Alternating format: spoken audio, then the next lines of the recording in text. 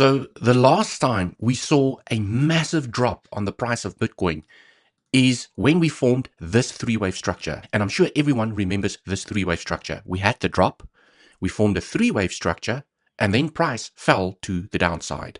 And now again, if you look at this structure that has formed so far, it is a three-wave structure. Price has ever so slightly formed a lower high. And now the question is, are we going to get another massive drop here on the price of Bitcoin? This also coincides with that fractal that everyone is watching from 2022. Okay, and I've basically taken a bars pattern just to show you the similarities. Also, the three-wave structure, the lower high, and price absolutely capitulated to the downside. And you can see it's almost a mirror image of what is happening right here at the moment. So the one thing I do want to highlight is that what if scenario.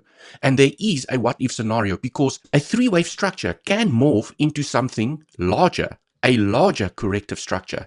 And this is the structure that I'm currently watching. So here on the 4-hour time frame, this is now a scenario that I'm keeping an eye on. If the market makers is going to throw a little bit of a spanner in the works, there is the potential after a three-wave structure, okay, where this could be the end. It could also be the start of a larger corrective structure that's going to morph into something unexpected.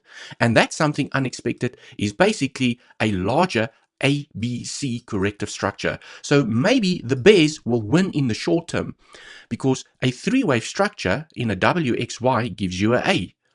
We had an impulse to the downside in an A wave, and now we have tapped a flat target inside B wave flat territory, which means that this B wave could be done, and the bears are going to think that they won the battle, only for price to bounce, form another B, a bigger B wave from this A, and then shoot up back to the upside, and then you have basically formed a larger A, B, C, invalidating the fractal, people expecting the capitulation to the downside, which does not happen, and price claims the high once again. So maybe, just maybe, that is the perfect recipe that could unfold in front of our eyes, making the bears believe that price is going to break down, and it doesn't.